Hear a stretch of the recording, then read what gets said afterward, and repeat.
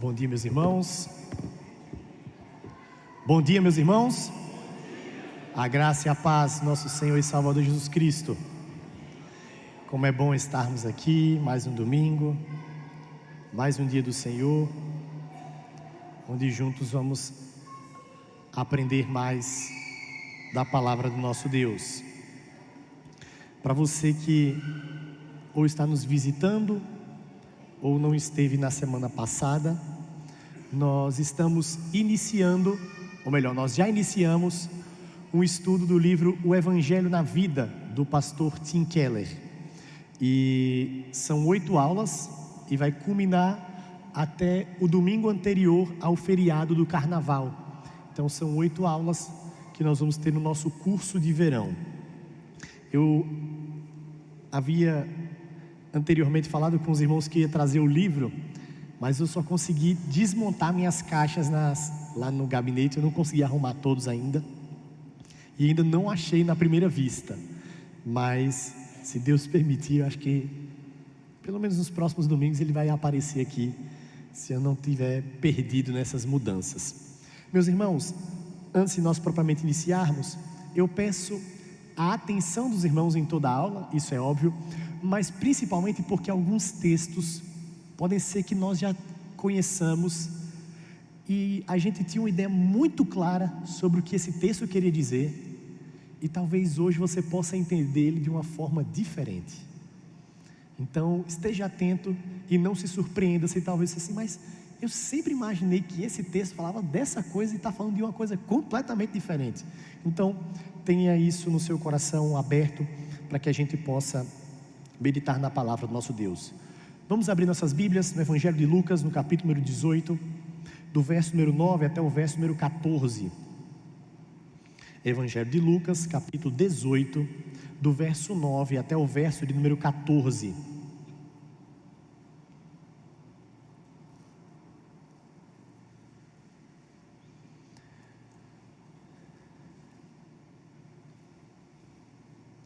Assim diz a palavra do nosso Deus. Que os irmãos mantenham suas Bíblias abertas durante toda a aula.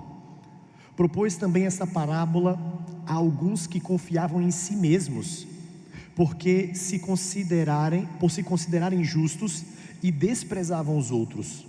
2 homens subiram ao templo com o propósito de orar, um fariseu e o outro publicano.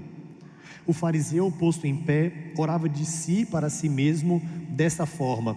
Os irmãos, até o final do verso número 12. Ó Deus,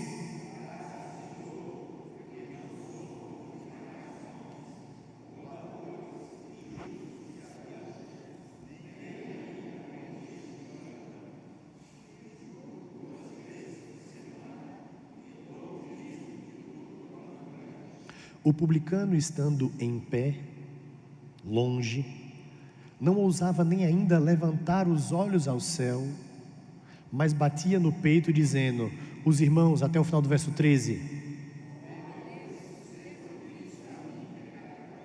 digo-vos que este desceu justificado para a sua casa, e não aquele, porque todo o que se exalta será humilhado, mas o que se humilha será exaltado. Deus Santo, nós estamos diante da Tua Palavra, e por mais que não estejamos no culto público, em uma pregação, mas todo momento, ó Pai, que a Tua Palavra é lida e exposta, nós queremos, ó Deus, ouvir a Tua voz. Ouvir a Tua voz é ouvir a Bíblia. Então, Pai, nós te pedimos, fale aos nossos corações. É assim que nós choramos, no nome santo de Jesus, que morreu na cruz do Calvário, mas hoje vive e reina por todo sempre. Amém. Meus amados, estamos diante de um texto conhecido das Sagradas Escrituras, onde Jesus está diante de um público chamado fariseu, que era um grupo religioso dentro do judaísmo. E então Jesus conta essa parábola, e uma curiosidade sobre parábolas, porque nós vamos ver uma outra ainda hoje, é que as parábolas, elas, diferentemente do que as pessoas têm no senso comum, elas não eram contadas com o objetivo delas serem entendidas. Tem gente que fala assim, a parábola, Jesus usava parábolas para que o povo pudesse entender mais facilmente. E não, isso não é verdade. As parábolas, elas eram utilizadas por Jesus porque elas eram de assuntos do cotidiano.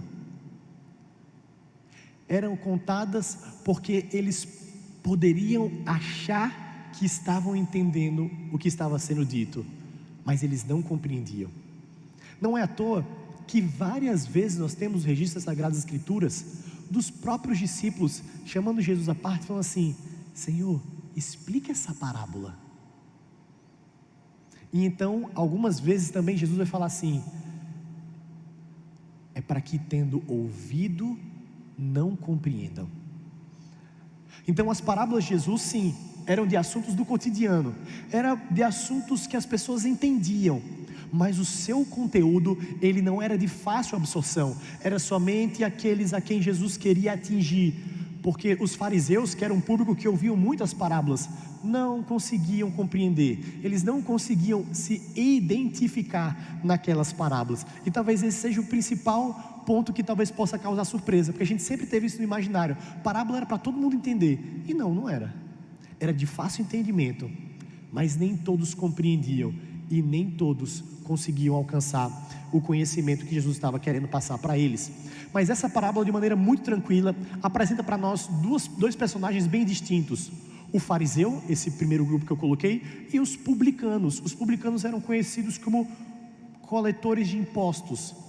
E nós temos alguns publicanos ou coletores de impostos que são conhecidos na Bíblia. Quem sabe pelo menos o nome de um? Zaqueu. Tem outro que andou bem perto de Jesus: Mateus ou Levi, também era conhecido como um coletor de impostos. E o texto mostra de maneira muito clara a respeito desses dois grupos. E aqui,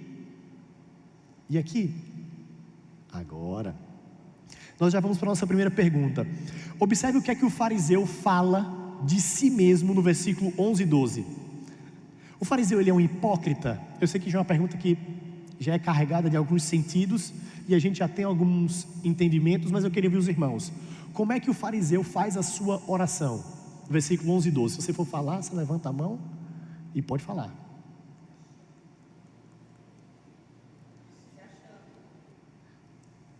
Aqui, ó, pode falar aí, ó. Você conhece essa? Conhece, né?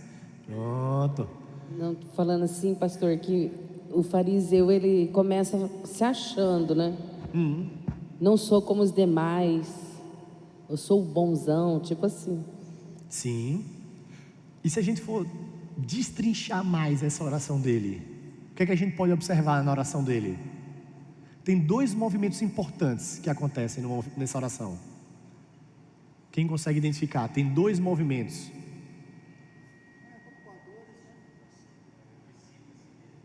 Ora de si para si mesmo. Mas isso aí também já é carregado do entendimento da oração dele. Na oração, ele faz duas coisas distintas. Na verdade, ele se exalta e diminui o próximo dele. É uma das coisas que ele faz. Ele se exalta. E aí, o que é que ele também faz na oração dele? Fica em pé. Hã? Fica em pé. Fica em pé? Não, isso não era um problema, isso era comum na época. Ele se compara. Olha que coisa curiosa na oração de uma pessoa. Ela está orando a Deus e ela precisa se comparar com o outro. Você percebe isso? Volte seus olhos ao texto de novo aí, verso 11 e 12. O fariseu posto em pé, aí o texto já coloca, orava de si para si mesmo. E aqui, meus irmãos,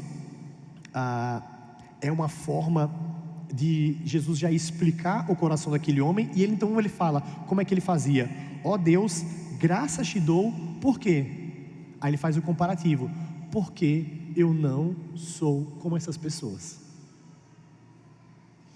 O que é que o fariseu precisa demonstrar aqui? Ou melhor, o que é que ele está demonstrando aqui?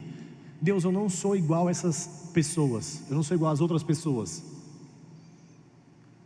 Está se achando melhor, né? Peraí, o quê? Está se achando melhor. Se achando melhor. Ele se acha obediente à lei. Se acha obediente à lei. Mas se a gente for tratar, vamos aprofundar, podemos dizer assim, em termos e aspectos teológicos. O que é que o fariseu está fazendo quando ele não se compara com os outros? Não era pecador, tinha uma vida correta, não era pecador. Tinha uma vida correta, não era pecador. Ok? Se acha como Deus. Se acha como Deus. E qual é o termo teológico quando a gente fala assim, essa pessoa se acha Deus? Alguém sabe? Soberbo. Soberbo é o nome do pecado. Justiça própria. É um nome com I. A gente esquece demais esse pecado. Idólatra. Ele é um idólatra. Ele adora a sua imagem. E não entende a imagem como uma figura, como estátua. Mas ele adora quem ele é. Deus. Deus, muito obrigado por quem eu sou. Eu não sou como esses outros homens. Nós estamos distantes na prática da oração do fariseu. Veja, não estou falando de oração. Talvez em oração a gente aprendeu a orar direitinho, né? A gente fala, oh Deus, tem misericórdia de mim, eu sou pecador. Mas na prática, será que nós não vivemos assim? Eu sou pecador, mas tem gente que é pior. Tem pecador, mas pecador. Eu sou um pecador mais cheirosinho, sou um pecador mais, né? Mais limpinho. Mas tem pecador por aí? Não. Fulano de tal, vixe, eu não sei nem como é que tem coragem de vir para a igreja. O fariseu, ele fazia isso em sua oração. Mas vamos ver, destrinchando um pouco mais da oração do fariseu. Como é que o fariseu entende que é a justiça e o modo de alcançá-la? Na oração dele, como é que a gente entende que o fariseu estava entendendo sobre justiça e como alcançar a justiça? Primeiro, quando eu falo o nome justiça, os irmãos entendem do que eu estou falando? Se eu estou falando de justiça, eu estou falando de quê? Lei. Não. Se eu estou falando de justiça, eu estou falando de justificação. Justificação. Se estamos falando de justiça, estamos falando de justificação. Como é que o fariseu entendia que ele poderia ser justificado? Pelas obras? De maneira geral, pelas obras. Mas como a gente percebe isso na oração dele? Pelas atitudes dele? Sim. Mas pelo cumprimento da lei. Você percebe que ele tem um aspecto exterior da prática da lei, mas também um aspecto exterior do que é pecado. Meus irmãos, entendam, geralmente pessoas que assimilam você ser declarado justo, a justificação, com a prática de boas obras, ou seja, algo externo, essa pessoa também tem em mente que o pecado é somente algo externo. Nunca consegue compreender a profundidade do pecado arraigado no nosso coração. Quer um exemplo claro disso? É a pessoa que tem em mente que idolatria é apenas pessoas que fazem imagens. Aí você pode pensar assim, ué pastor, ainda não? Não. O entendimento de que um ídolo é apenas uma figura, como é que eu posso falar? Palpável, concreta, que a gente pode ver e que a gente se curva. Aí muitas vezes nós denominamos ou denotamos a outras religiões como religiões idólatras, mas que nós, presbiterianos, reformados, calvinistas, nós não temos ídolos. O nosso coração, como João Calvino vai colocar, é uma perpétua fábrica de ídolos. O nosso coração é especialista em criar ídolos. Nós forjamos ídolos o tempo todo. E o que é um ídolo? Um ídolo é qualquer coisa que toma o lugar de adoração de Deus. E os ídolos, meus irmãos, eles não são fáceis de ser identificados. Os ídolos não são fáceis de ser identificados, porque como todo pecado, ele se esconde por detrás. Quer ver um fato que é difícil entender idolatria e entender como nós podemos identificar os nossos ídolos? Imagine que uma pessoa, ela é viciada em pornografia, ela consome regularmente esse tipo de conteúdo. Ela diz assim: não, eu não vou mais fazer isso não. O Senhor me liberta disso, me liberta da pornografia, não quero mais ver essas coisas, não quero mais consumir esse tipo de conteúdo. Eu vou fazer o seguinte: toda vez que eu tiver vontade de ver pornografia, eu vou comer. Eu vou comer, sei lá, uma barra de chocolate, eu vou comer um pote de sorvete, que aí eu saio de pensar nessas coisas e eu vou comer. Aí essa pessoa faz o quê? Começa a comer. E o que acontece? Ela não mais consome pornografia, ok? E agora? Ela está presa em qual pecado? Aí ela fala assim: não, eu não posso, como é que eu estou gordo, acima do peso, flácido, meus joelhos estão cansados? Não, toda vez que eu tenho vontade de comer uma barra de chocolate, eu vou correr, pelo menos 5 quilômetros. Eu vou saber que eu tenho que diminuir. Aí a pessoa começa a correr, aí ela vê que começa a ficar bonitão, começa a ficar bonitona, aí ela vai para a academia, aí contrata um personal, aí começa a usar umas roupas diferentes, aí começa a achar o corpo mais bonito, aí ela fica assim: ó, rapaz, agora aqui eu estou bem na fita, o pessoal está me olhando, o pessoal está me notando. Ela saiu do pecado da gula? Saiu? Ela entrou aonde? Na verdade, percebe que antes era vício e pornografia, depois em comida e agora no corpo. Mudou o pecado? Mudou o pecado? Qual é o pecado que está por trás das 3 práticas pecaminosas? Cobiça.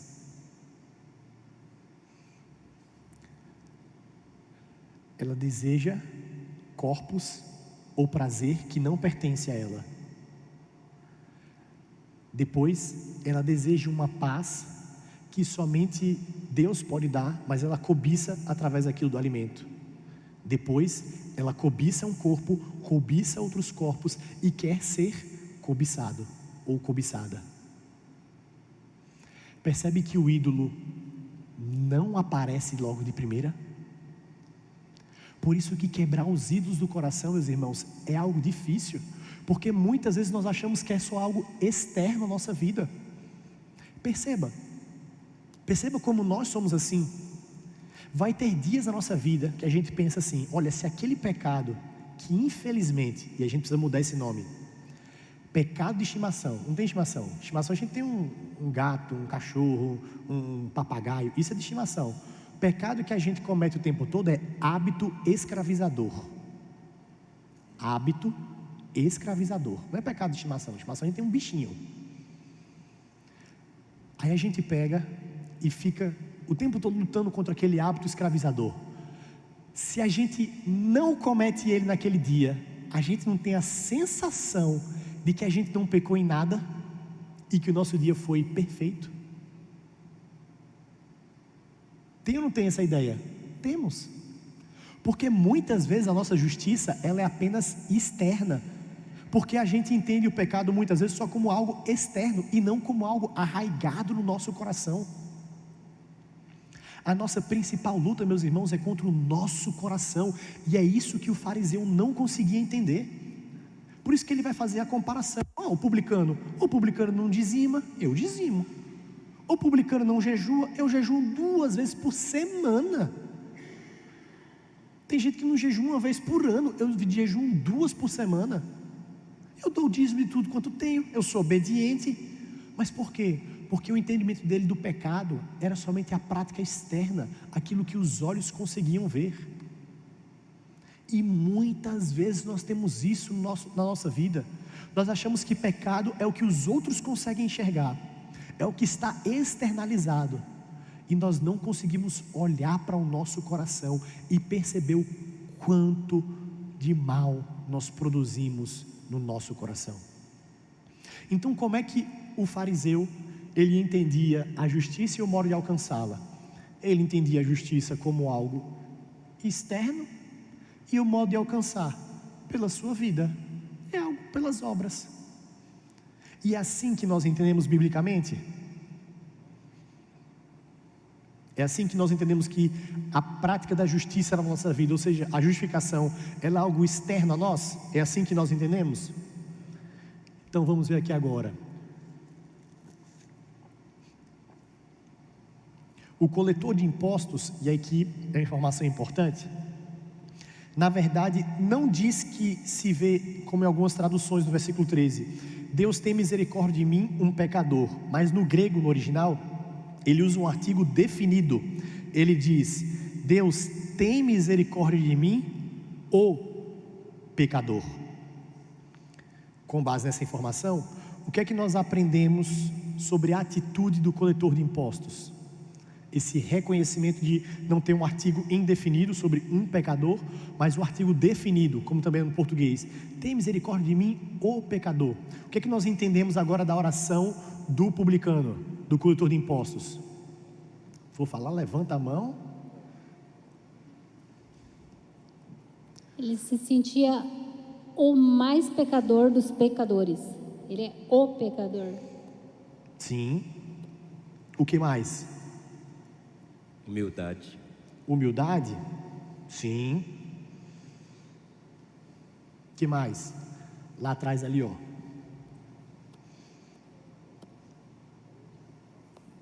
Que ele estava falando sobre ele, não estava englobando outras pessoas. A oração era reconhecendo o pecado dele, não se envolvendo, colocando outras pessoas. Ele não era mais um pecador. Isso é muito importante. Em contrapartida, diferente do fariseu que faz o comparativo dele com as outras pessoas, ele entra de um modo singular: Deus, sou eu o pecador. Eu, o pecador. E aí algumas coisas interessantes na oração dele. Deus tenha o quê? Misericórdia. Alguém que ainda não falou, contribua para a gente o que é misericórdia. Levanta a mão e fala aí. Alguém? Aqui, nosso irmão Júlio. O que é misericórdia? É quando Deus não nos dá aquilo que deveríamos ganhar. Por exemplo, no nosso caso, a condenação eterna ao inferno por conta dos nossos pecados. Deus não nos dá o que nós merecíamos. Isso é... Exatamente. A misericórdia, de maneira muito simples, é quando Deus retira a sua mão, refreia a sua ira, da justiça, da ira, da condenação que nós merecemos. Não é no passado não, tá? Nós merecíamos a condenação. Não, nós continuamos a merecer. Nós continuamos a merecer a condenação. Por que nós continuamos a merecer a condenação? Porque nós continuamos a pecar. Nós somos pecadores.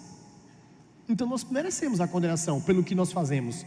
Mas pelo que Deus já fez, nós já fomos justificados.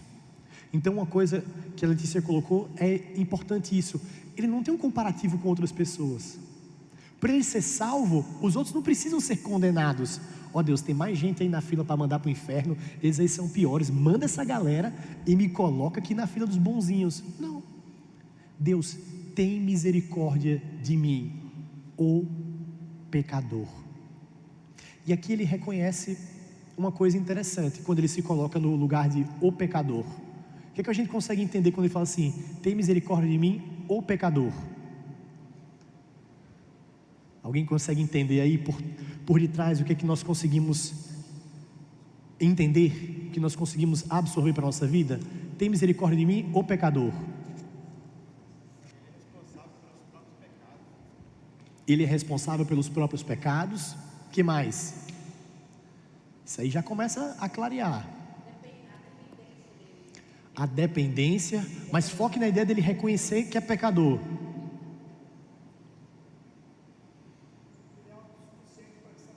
Continuar lá pecando. Hã? porque ele é autossuficiente para saber que ele vai continuar pecando. Ele é autossuficiente para saber que vai continuar pecando. Se a gente pudesse traduzir isso daí, é a gente entender que ele sabe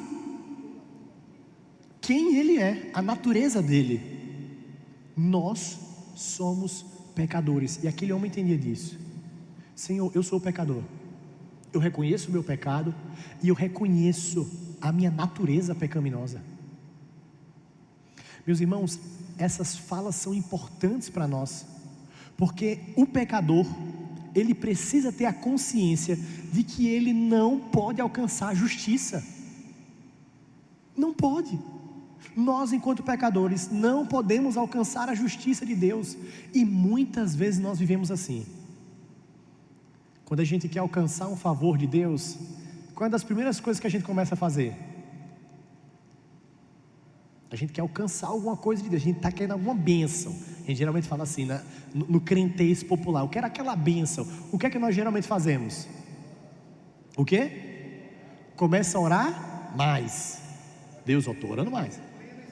Disciplina espiritual. A gente associa a bênção de Deus ao quê? A uma vida de leitura da Bíblia. Eu estou lendo a Bíblia, hein? 5 da manhã estou aqui lendo a Bíblia. Semana de oração, não faltei um dia. O que mais que a gente faz? Presença nos cultos, na escola bíblica. Começa jejum, nunca jejuou na vida. A gente quer alcançar aquele favor de Deus. Deus, estou jejuando. Jejum de Instagram. Depois a gente começa a falar sobre isso aí. Não tem isso na Bíblia não. Mas a pessoa que fala assim, eu amo chocolate. Deus, eu estou há 3 dias sem comer chocolate. O que mais que nós fazemos? Aí, irmã, é uma das coisas que a gente mais faz. A gente começa a barganhar financeiramente com Deus. É como se fosse um cashback, né? A gente dá aqui e fica pensando, uma hora Deus vai trazer de volta. Trazer em dobro. É exatamente, a gente quer que Ele abra a porta ali, escancare tudo. A nossa tendência é ou não é ser assim? É. Quer ver uma prova disso? Nós, enquanto crentes, o povo supersticioso é o tal do crente. Não, pastor, gente, não. Eu não acredito nesse negócio de gato preto, passar debaixo da escada, pisar na rachadura. Quer ver que a gente é supersticioso? Tá a gente se arrumando para ir para a igreja. Aí começa o jogo do nosso time. Aí a esposa fica, meu amor, se arruma, vamos para a igreja. Não, hoje eu não vou não, hoje eu vou ficar vendo o jogo. Se arruma, vamos para a igreja. Não, eu vou ficar vendo o jogo. Aí a esposa se arruma, sai com os meninos e vai-se embora. Aí você fica vendo o jogo. Aí seu time leva uma goleada. O que é que você fala? Não fui para a igreja. Meu irmão, Deus não faz assim com a gente não. Quer ver outra coisa? E aí existem algumas superstições que são mais cristãs. Olha como é que nós somos supersticiosos. Essa é bem mais cristã. Naquele mês a pessoa não deu dízimo. Aí a conta apertou. Aí ele falou o quê? Foi porque eu não dei o dízimo. Já pensou se Deus usasse essa balança com a gente? Para tudo? Meu amiguinho, não era só dinheiro que ia faltar na nossa vida, não. Então pode ficar tranquilo. Se você não é fiel no dízimo, não é por isso que vai faltar comida para você não. É porque talvez você é um mau administrador do seu dinheiro. Você não sabe administrar o seu dinheiro. Você não sabe administrar o seu recurso. É por isso que às vezes está faltando. Não é porque você não é dizimista. Embora, a irmã lá quer falar, rapaz, pode levar. Embora dizimar e ofertar é um ato de discernimento espiritual e um reconhecimento de que tudo vem do Senhor, e por isso nós dizimamos. Mas o nosso Deus não fica barganhando conosco com a nossa superstição. Fala, minha querida. Bom dia, pastor. Bom dia. Sobre superstição ou crenças, eu tenho uma dúvida. Eu vi algo a respeito e fiquei pensando, e eu queria que o senhor sanasse isso. Sobre crenças religiosas. Eu sei que na Bíblia fala sobre a imposição de mãos. Ok. Aí na hora da bênção apostólica, que o pastor vai dar bênção, os irmãos abrem as mãos como se fosse receber. Isso é também um tipo de superstição, de crença ou não? eu estou oficialmente na igreja há 12 dias. A irmã já me coloca em perguntas polêmicas. Muito obrigado, viu, senhora presidente da SAF, por me ajudar. Meus irmãos, essa prática, e aí talvez tenha um bocado de gente olhar assim, meu Deus, eu faço isso, eu fico assim na hora da bênção e tal. Não é nada mais do que uma tradição católica. Os católicos têm assim, inclusive eles vão orar, eles ficam, né, com a mãozinha assim e tudo mais. Não tem como esquadrinhar os corações e falar que é totalmente superstição das pessoas. Talvez é uma prática, a pessoa ora com as mãos levantadas, tem gente que fica assim. Agora, se nós associarmos que é o fato de eu fazer assim, que eu vou receber a bênção, aí é superstição. Se eu nem penso porque eu fiz assim, eu só fiz assim porque eu sempre olhei as pessoas fazendo e eu estou fazendo, entra no caráter de superstição. Agora é uma prática, não, eu oro assim, eu levanto a mão na hora do louvor e tal. É a mesma coisa da própria elevar as mãos do pastor. Não tem nenhum aspecto místico ou de poder ou de glória que sai das mãos. Pense comigo. Imagine que você tem um pastor que ele é amputado os 2 braços. Ele não pode impetrar a bênção? Né? O presbítero Josué falou ali, eu não consigo levantar muito, né? Ele só ora assim, né? Com a mão assim. É só meia bênção que sai do presbítero Josué? Não é da gente. É claro que quando se fala sobre impor as mãos, é um símbolo, é um gesto, é um sinal de conferir autoridade, né? Então, na hora que você tem ali alguém que vai ser ordenado, você impõe as mãos, é um gesto, é um sinal, mas não é naquele momento ali que a transferência de poder ou de glória, não. Então sim, na hora da bênção, é comum, acontece muito, tem igreja que o pessoal fica assim, né? Aí tem os mais engraçadinhos que fazem o quê? Diz que está pegando a bênção do outro, faz até assim, né? O filho faz muito isso com os pais, né? Puxa assim. Se você entende que é fazer aquilo que você vai receber a bênção, é um aspecto de superstição. Aí entra em vários outros que a gente, né, já falou, né? Passar o Réveillon de branco, de amarelo, de vermelho, achando que aquilo ali vai atrair. Então, muitas vezes a nossa justiça, ela é externa. Ela tem esses aspectos somente de fazer para receber. E aqui o publicano ele fala, ser propício a mim, pecador. Deus, eu preciso, porque a justificação é um ato externo de Deus nas nossas vidas. Para a gente continuar, veja essa definição de justificação do John Stott. Justificação é um termo legal emprestado dos tribunais. Ele é o exato oposto de condenação. Condenar é declarar alguém culpado. Justificar é declará-lo justo. Na Bíblia, esse termo se refere ao favor imerecido realizado por Deus, por meio do qual Ele torna justo diante dele um pecador, não somente perdoando ou absolvendo, mas aceitando e tratando como um justo. Então a pergunta fica muito fácil agora. Quem aqui é justo? Levanta a mão, só para eu saber assim. Quem aqui é justo? Eu sou 100% justo. Pode levantar a mão. Quem é justo? Justo, justo. Quem é justo, levanta a mão. Temos 1, 2 justos, 3 justos, 4. Peraí. Quem aqui não é justo, levanta a mão, só para eu saber. Quem não é justo, levanta a mão. Levanta a mão, deixa a mão levantada. Misericórdia. Não, justo. Justo. Meu irmão, entenda uma coisa.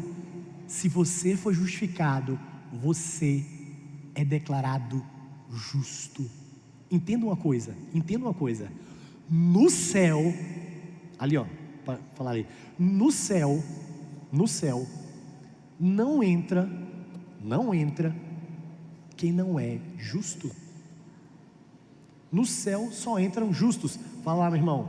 Pastor, mediante isso eu gostaria de ouvir do senhor, de alguém aqui que se diz justo, dizer diretamente o que é justo.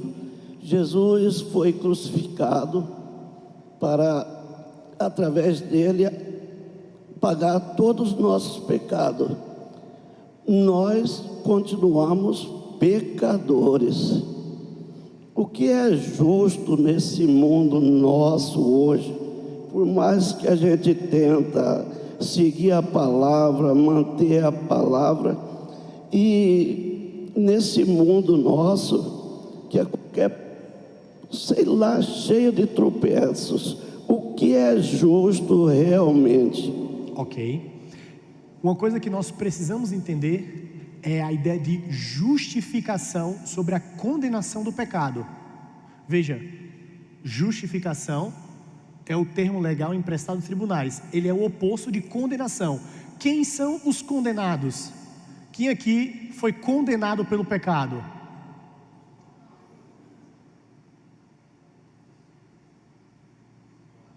Veja, condenado pelo pecado é diferente de merecer a condenação. Uma vez condenado, condenado está. Quem merece a condenação pelo pecado? Eu mereço a condenação pelo pecado. Nós merecemos. Por quê? Nós somos pecadores. Aí vem até uma fala que a gente escuta muito em catecúmenos. Você peca porque é pecador ou é pecador porque peca? Entendeu? Vou falar mais devagar.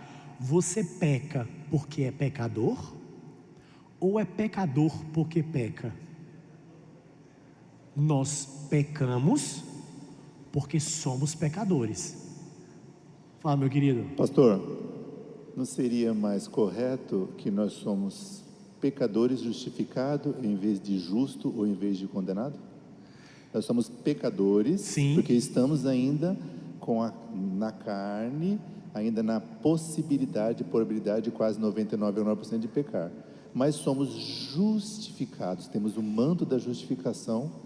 Não seria melhor? É porque nós muitas vezes, aí tem hora que a gente fala assim, não, vamos estudar isso. Aí o pessoal, não, isso é muito preciosismo. É porque nós confundimos muitas vezes justificação com santificação. São coisas distintas.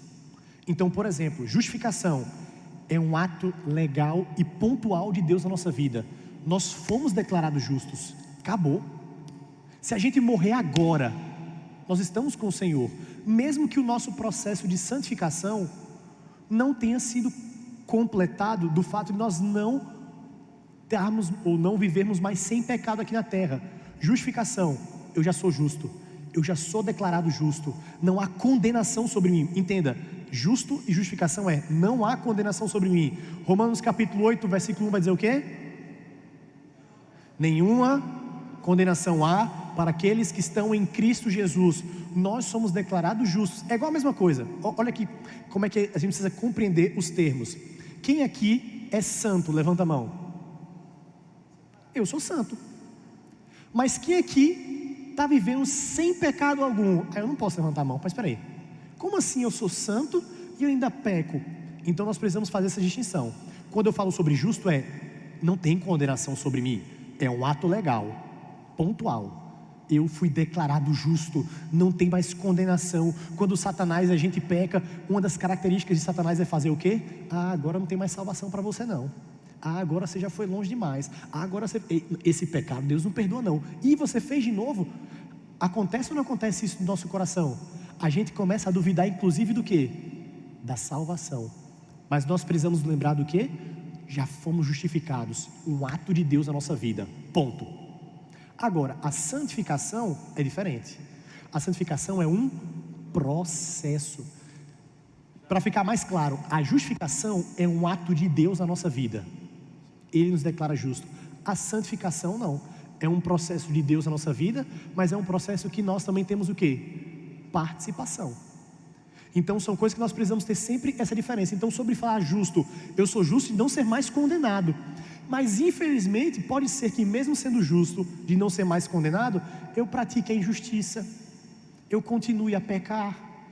E aí, meus irmãos, graças a Deus pela graça. Graças a Deus que não é pelas nossas ações, não é pelo que nós fazemos, não é pelo nosso mérito, porque se fosse pelo nosso mérito, estaremos perdidos. E graças a Deus que a justificação é um ato de uma vez por todas. Porque imagine se a gente precisasse ser justificado toda vez que a gente pecasse. Quantas vezes Jesus então ia ter que morrer? Toda hora. Se a morte de Jesus fosse só por aquilo que a gente já fez e não por aquilo que a gente fosse fazer, Jesus tinha que vir e morrer toda hora, vir e morrer toda hora, vir e morrer toda hora. Mas porque Ele fez, foi um ato legal para todos. Então nós somos declarados justos no sentido de não ter mais condenação. É um ato de Deus na nossa vida. Fala lá, minha irmã. Tem uma pergunta online, se for fácil eu respondo.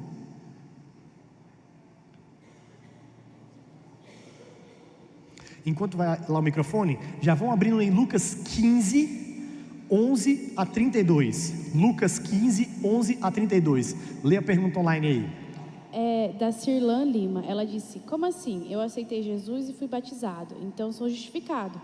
Se eu cometer um suicídio, ainda assim serei salvo? Um homicídio. Obrigado. Dia 12, eu quero saber o que é que vai ter no final do ano. Vamos lá. Minha querida, é uma mulher, né? Eu não entendi o nome direito não, mas acho que é uma mulher. Minha querida irmã, entenda uma coisa. Justificação é um ato legal de Deus na nossa vida, pontual. Deus nos declarou justos, nós não somos mais condenados. E nós acreditamos na soberania de Deus e na doutrina da eleição. Uma vez salvos, salvos para sempre. Para sempre. É bem verdade que alguns podem dizer assim: então se eu sou salvo e sou salvo para sempre, eu posso viver e fazer o que eu quiser.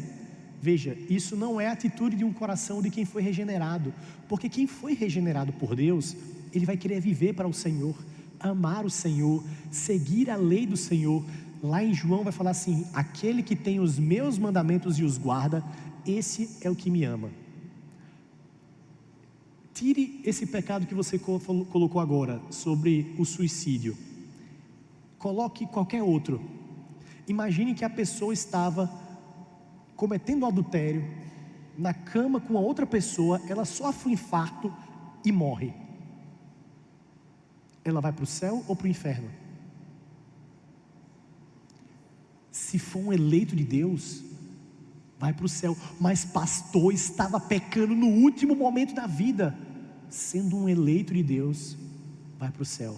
Sendo alguém que é condenado, ela podia estar na igreja, cantando, pregando.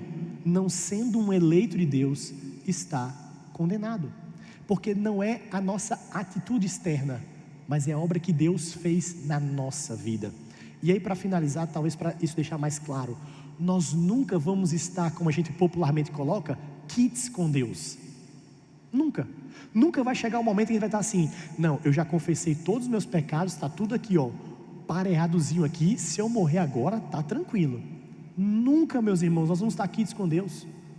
A nossa dívida é muito maior, mas a graça dele, como vai dizer lá em Romanos, onde abundou o pecado, superabundou a graça.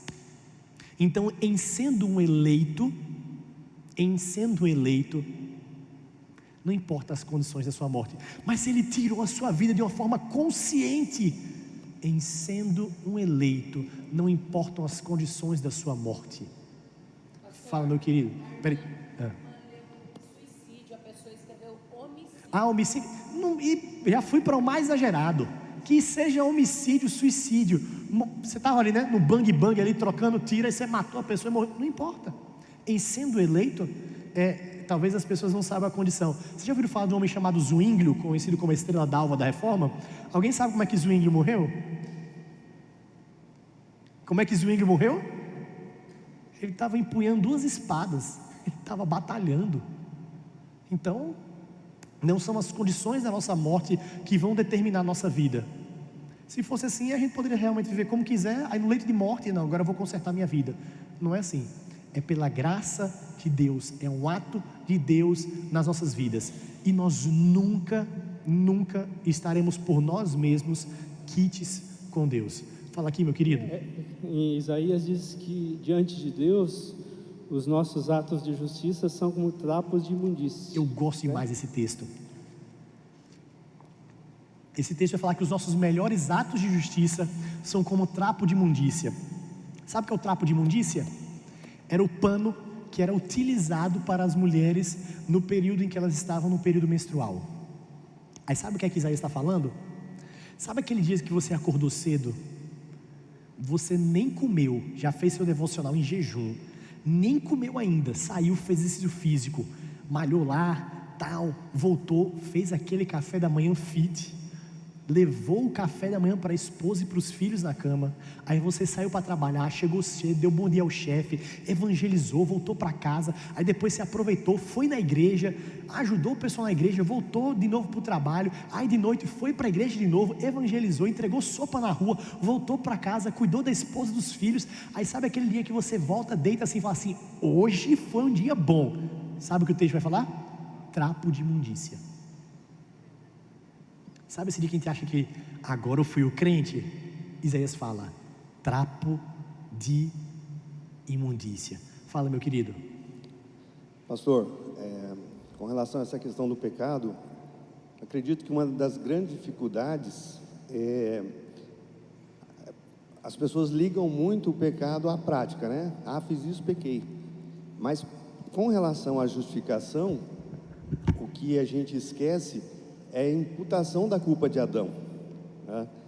Ou seja, a nossa condição de pecador, independente daquilo que eu faço.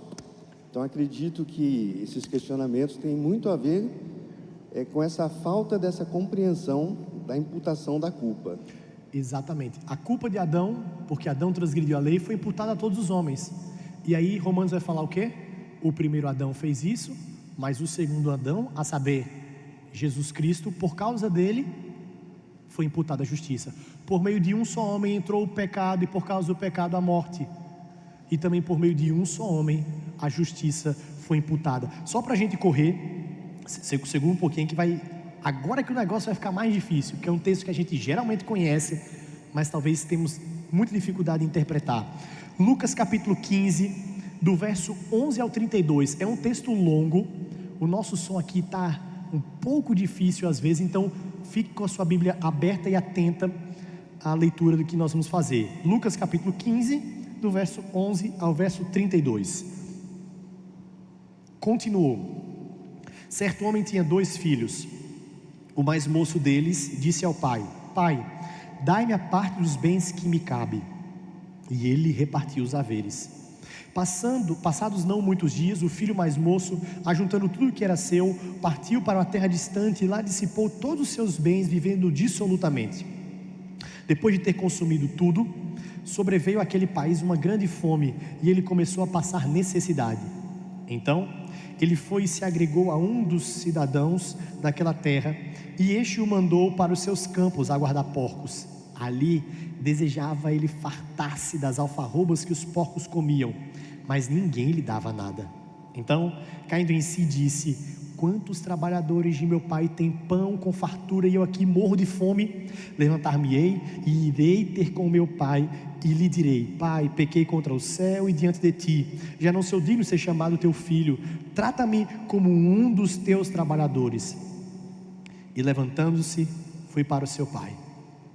Vinha a ele ainda longe, quando seu pai o avistou e compadeceu dele, correu, o abraçou e beijou. E o filho disse: Pai, pequei contra o céu e diante de ti, já não sou digno de ser chamado teu filho. O pai, porém, disse aos teus servos: trazei depressa a melhor roupa, vestiu, pondo-lhe um anel no dedo e sandálias nos pés. Trazei também, matai um novilho cevado, comamos e regozijamos, porque este meu filho estava morto e reviveu, estava perdido e foi achado. E começaram a regozijar-se.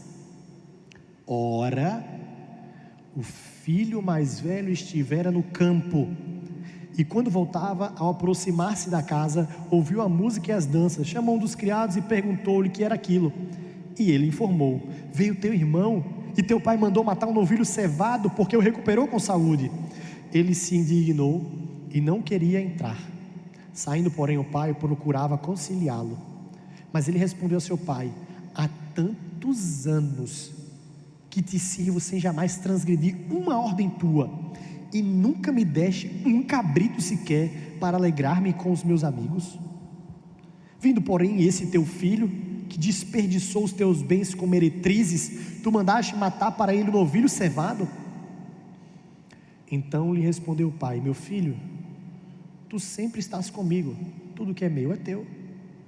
Entretanto, era preciso que nos regozijássemos e nos alegrássemos, porque este teu irmão estava morto e reviveu, estava perdido e foi achado. Solta aí o nosso vídeo de hoje, para a gente entender um pouco sobre essa parábola que a gente acabou de ler.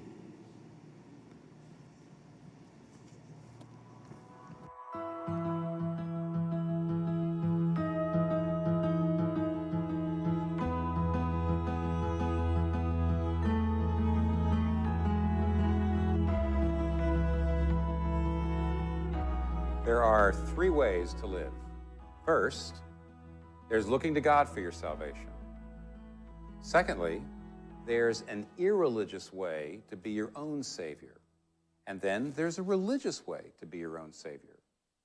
Now, of course, most people recognize that there's a difference between irreligion and the gospel. But I'd like to show you that there's a big difference between religion and the gospel. Irreligion, or unbelief, is avoiding God as Savior and Lord by living as you want and disregarding God's laws. Religion, or moralism, is avoiding God as Savior and Lord by working very hard to be incredibly good and obey God's laws so that you feel then that God owes you. So that all of your religion and all of your morality is really a way for you to earn your own salvation. So you can either rely on God for your salvation, or you can try to be your own Savior, but there are two ways to do that, the religious way and the irreligious way, and therefore there's three ways to live. So many people who think they're Christian, so many people who go to church, have no sense of the reality of God in their lives because they're looking at the fact that they live very good lives and they're basing their self-worth and their sense of value on their moral performance. And then religion becomes the thing that actually saves them. Their religion and their morality, instead of Jesus, becomes their salvation. Now, if I asked you, you would probably say, oh, I know, I'm saved by faith in what Christ has done, not my good works. And if I gave you a test on justification by grace alone, through faith alone, through the substitutionary work of Christ alone, you'd probably get 100% on that test. But that does not mean your heart believes it. Our hearts functionally go out into the world, and the way we do our daily life, the way we relate to our work and relate to criticism and relate to other people, continues to be based on the operating principle of self-salvation.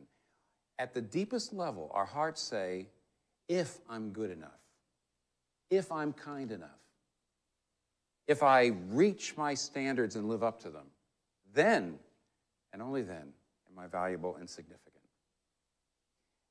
Is that the language of your heart? Because if it is, that's the basic operating principle of religion.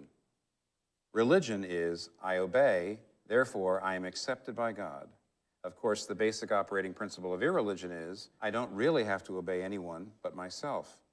But the basic operating principle of the gospel is, I'm accepted by God at infinite cost to Jesus Christ, therefore I obey. We see this all so clearly in the famous parable of Jesus, the parable of the prodigal son in Luke 15.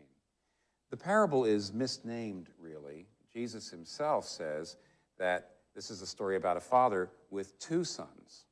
There's a younger son and an older son, and they're both important for the story.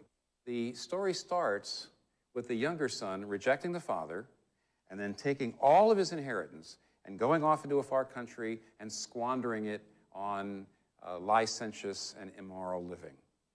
The elder brother, however, stays home and obeys the father. These two sons represent two ways of life. The first son represents a very traditional kind of understanding of sin. When people look at the first son, the younger brother, they say, yep, that's sin. prostitutes, licentious life, squander all your money until you're in poverty. Yep, that's sin. But the elder brother is just as alienated from the father. We see that near the end of the story when the father brings the younger brother back and throws this enormous feast for him. And the elder brother is furious. He's furious because the younger son has taken all of his inheritance away, and it's all gone. It's been spent. And therefore, everything the father has will be inherited by the elder brother. So when the father throws this feast, he's doing so with part of the inheritance of the older brother, and therefore the older brother's furious. And as he's furious, he reveals that he's really very much like the younger brother. Just like the younger brother. Just like the younger brother, the older brother wants the father's things, and not the father. So when the father throws this big feast, and the older brother will not go in, he's humiliating his father. The father comes out, and the older brother scolds him and says, I've lived a good life, I've always obeyed you, I've never done anything like this awful younger son of yours, and therefore you owe me. So the brothers' hearts are much more like one another than they look at first. See, at first you see, all the way over here, at one end, you have a lover of prostitutes. All the way over here at another end, you have a lover of morality. One you might call the way of self-discovery and self-indulgence. The other you might call the way of moral conformity and moral performance. But look at their hearts. They both wanted the father's things, not the father. They both wanted his things and his wealth. They were more concerned about that than the father's heart. And they found strategies to get the thing they really wanted in life, his things. One strategy was to be very, very bad. One strategy was to be very, very good. And the result was they were both alienated from him. One was spiritually lost far from home. One was spiritually lost at home. It didn't matter, because in the end they were both lost. But in the amazing end of the story, the younger son, the lover of prostitutes, the bad son, is saved. He comes into the father's feast because he repents. But the older son, the good son, is lost because he won't. So what we have is this. There are two ways to be your own Savior and Lord. Just as there were two ways for the boys, the sons, to try to get the father's stuff. One son tried by being very, very bad. One son tried by being very, very good. And Jesus says they're both lost. There's a third way to live. These are not the ways to live. There's a third way to live. What is that third way to live? It's laid out in the story. If we're going to find that third way, first, we need the initiating love of the Father. Notice in the story that the father doesn't just go out to try to bring in the younger brother. He also goes out to try to bring in the elder brother. It means we need the Father to come to us and show us we need to be saved by grace. Secondly, we need to learn to repent, not only of our bad things, but also for the reason we did our good things. See, why is the elder brother lost? Why won't he go into the feast? He tells you. He says, I will not go into the feast, Father, because I've never disobeyed. There it is. It's his pride keeping him from going in. It's his pride and his good works. The amazing thing is that what is really keeping him away from the Father's feast of salvation is not his bad things so much as his love of his own righteousness. And therefore, we need, in order to live in this third way, not only to repent of our bad things, but also for the self-righteous reasons we do our good things. But most of all, we need to see what it cost God to bring us home. When the father brought the younger son in, he embraced him, he put a robe, a rich robe on his shoulders, he put a ring on his finger, he killed the fatted calf for him, he threw this great feast for him. But remember, all of that belonged to the elder brother. It was all part of his inheritance. And that means the father could bring the younger son home, oh yes, but it wasn't free. Oh, it was free to the younger son, but not to the family. The father cannot bring the repentant prodigal home except at the expense of the elder brother. Now, a good elder brother would have agreed. In fact, a good elder brother would have rejoiced. And he would have said to the father, yes, Father, I will bring my younger brother back. And I will put my robe on him, and I will put my ring on him, and I will sacrifice a part of my inheritance for him so that he can be brought home. But what a shame. The younger son in this story doesn't have a good elder brother. But we do. We have the true elder brother, Jesus Christ. Jesus Christ on the cross was stripped naked so that we could receive the Father's robe of righteousness. Jesus Christ on the cross was cast out so that we could be brought into God's family by grace. Jesus on the cross paid the penalty for our sin so we don't have to pay that penalty and we can be brought home.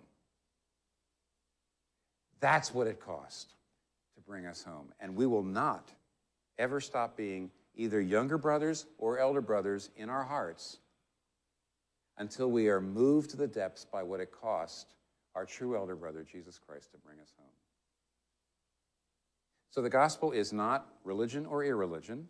It's not morality or immorality, nor is it something halfway on the spectrum between two poles. It's something else altogether.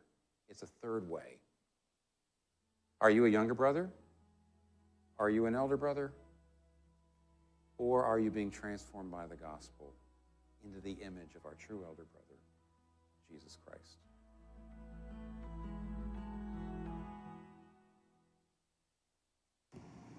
Fui. E aí, meus irmãos, alguma coisa... Oi?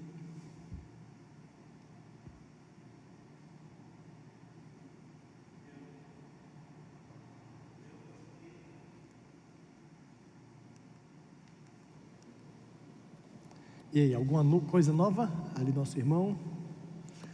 Nunca tinha parado para pensar no vídeo.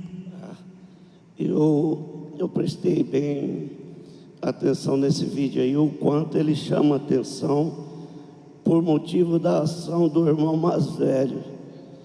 Pelo que eu tenho entendido aqui na Bíblia, na minha leitura, que essa parábola aí, ela enfatiza na realidade o arrependimento de um filho que volta para o Pai, que é o Deus, a alegria que Deus tem quando nós nos arrependemos e buscar a servi-lo o mais puro possível.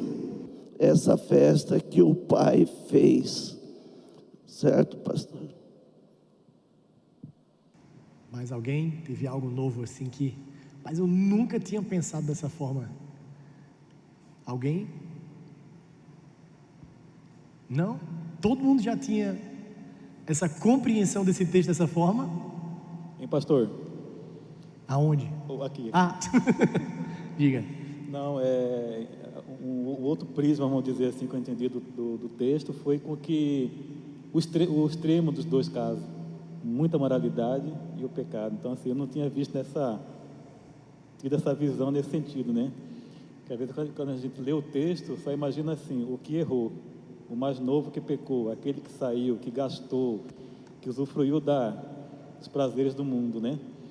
Mas não tinha visto o lado do irmão mais velho, que pelo seu excesso de moralidade, que ocorre com a gente também, como acabamos de ler do texto lá do fariseu, que era um excesso, né, de imoralidade, né, se achava melhor que o outro.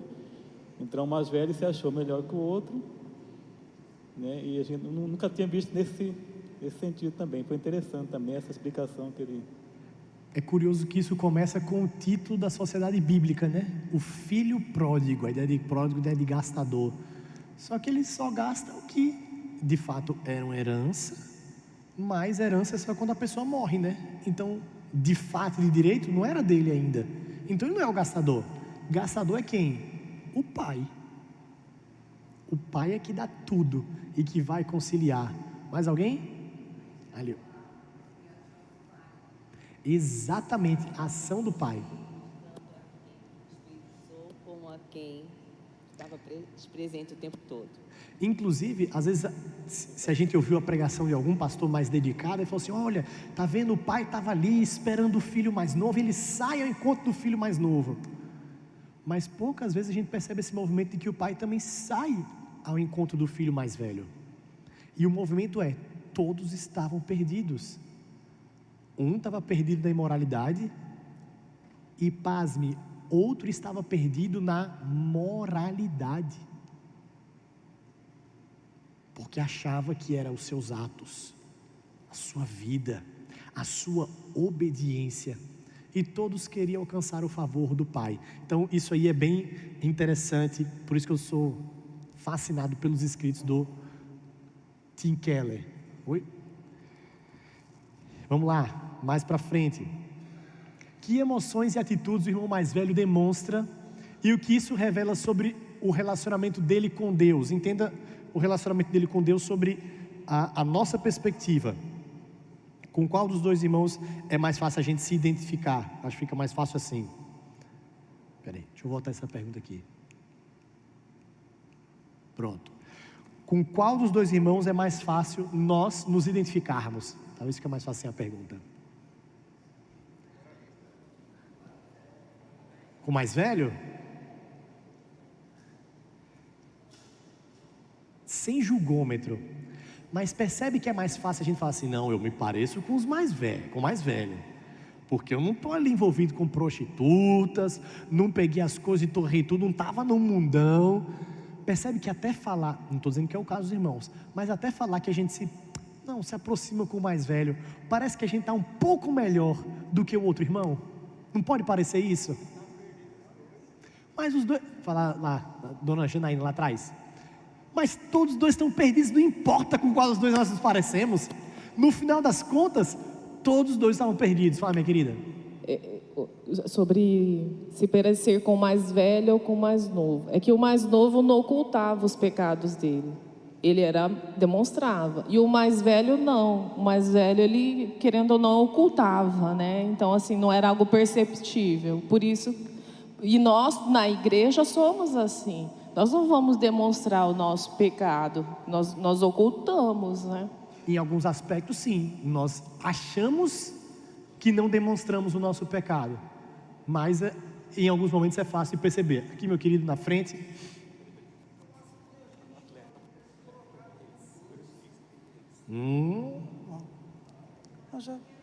Nos dois.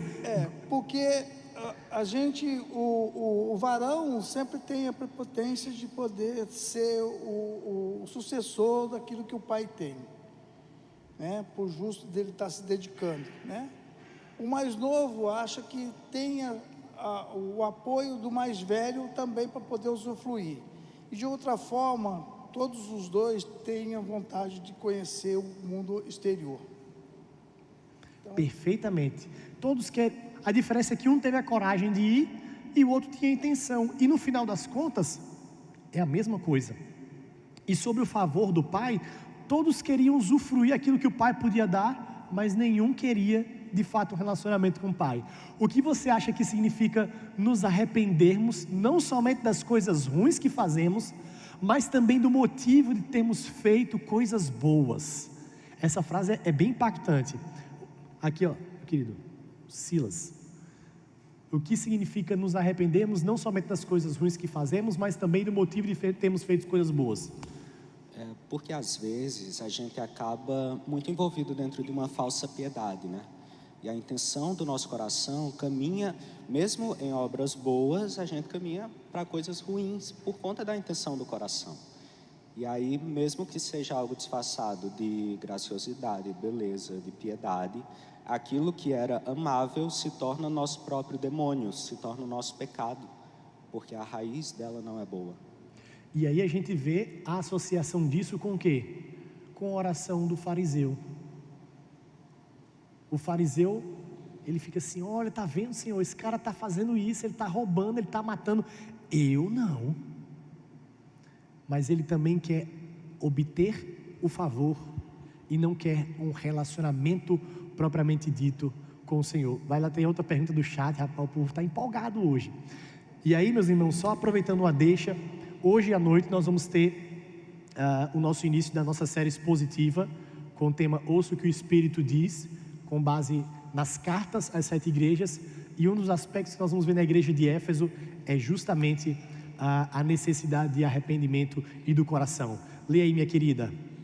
Da irmã Lenita, ela perguntou assim: pastor, como fica quando Deus fala que os adúlteros não herdarão o reino do céu? Tá certo, minha irmã Lenita, Deus abençoe, em breve queremos a irmã de novo aqui conosco. Olha, quando a Bíblia vai falar sobre os adúlteros, os mentirosos, ou vai citando qualquer outra lista, é curioso porque em uma das listas, vamos abrir uma delas aqui, Apocalipse 21, já está lá no final da Bíblia, Apocalipse 21,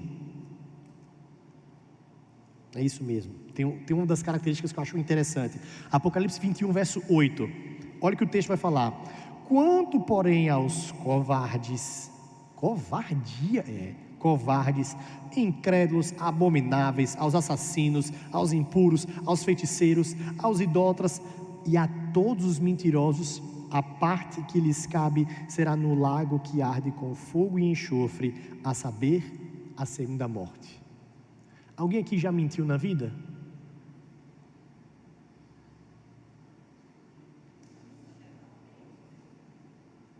Alguém já mentiu? Quer saber um dos momentos que a gente mais mente?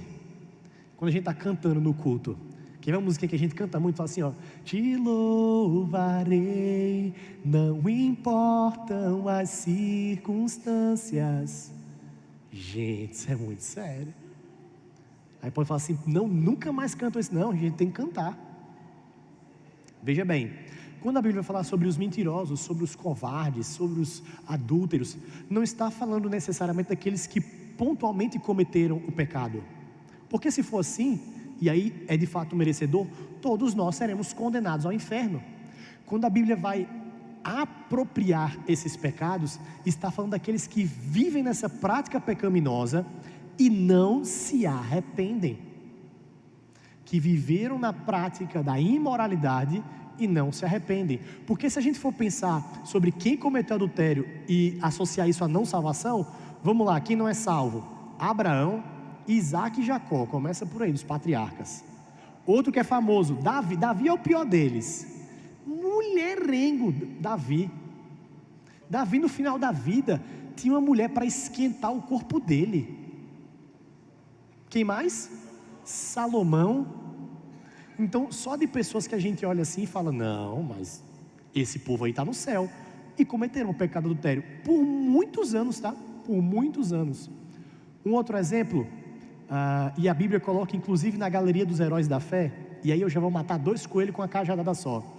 Sansão se suicidou, se sacrificou. É engraçado como a gente quer amenizar a morte de Sansão, né? Não, Sansão foi um sacrifício.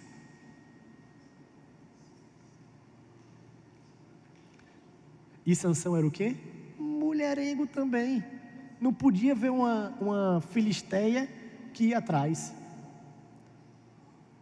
Mas a Bíblia, lá em Hebreus, coloca Sansão na galeria dos heróis da fé. Olha que coisa curiosa.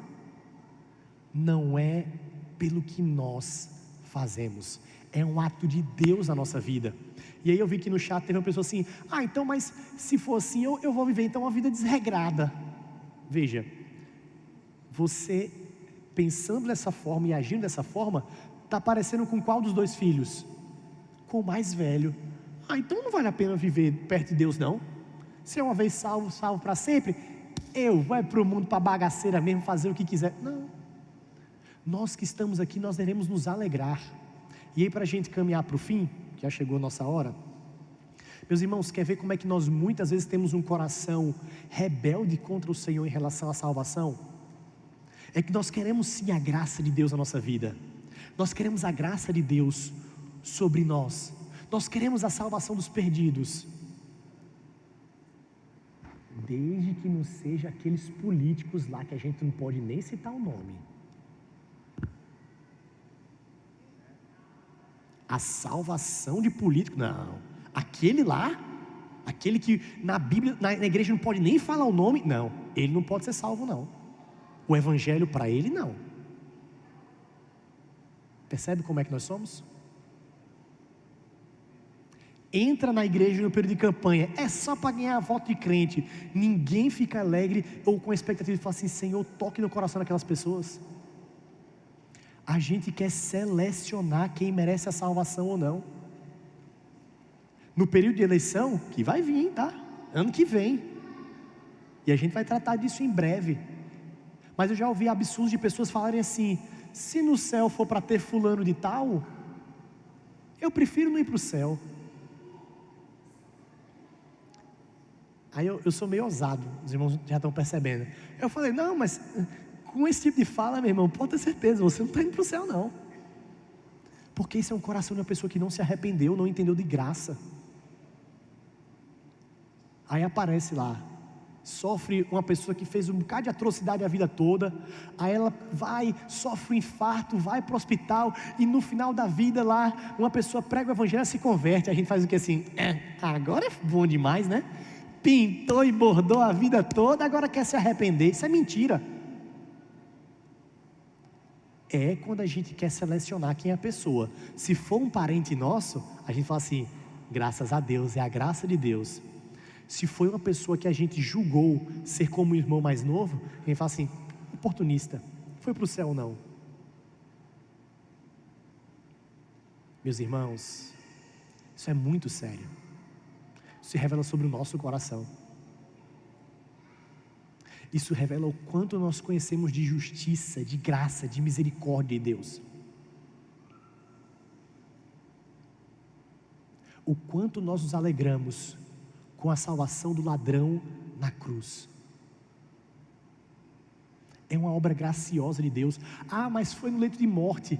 E aí, o final ali do ladrão da cruz, os dois, isso mostra a graça de Deus, porque todos os dois estavam do lado do Salvador, todos os dois ouviram do Salvador, mas um foi prometido que estaria com ele no paraíso, e o outro, nós sabemos qual foi o seu destino.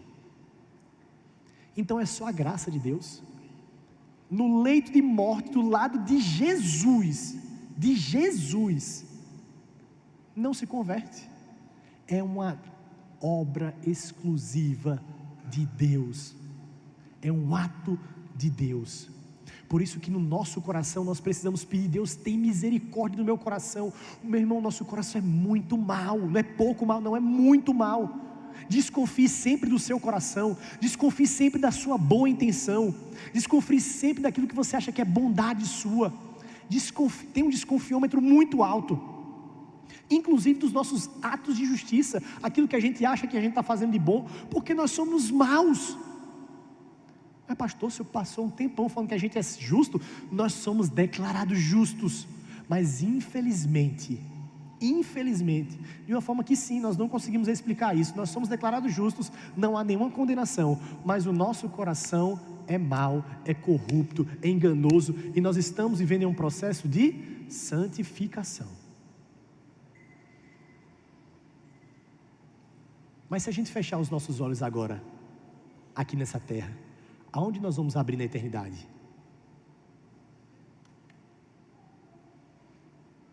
Você tem a certeza de que foi declarado justo?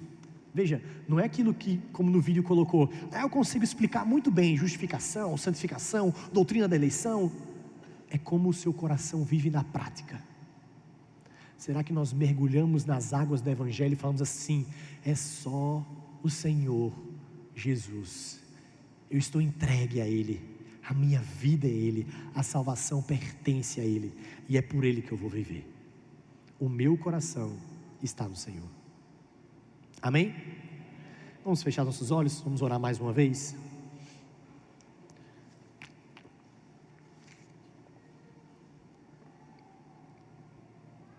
Graças nós te damos, ó Deus, porque o Senhor é bom e a sua misericórdia dura para sempre.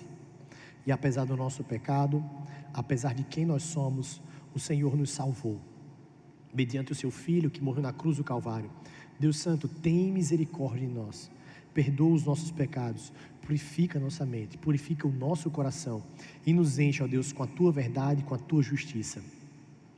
Ajuda-nos, ó Deus, a hoje, à noite, vimos aqui à Tua casa com o povo do Senhor para prestarmos culto ao Senhor, em espírito e em verdade, como o Senhor requer.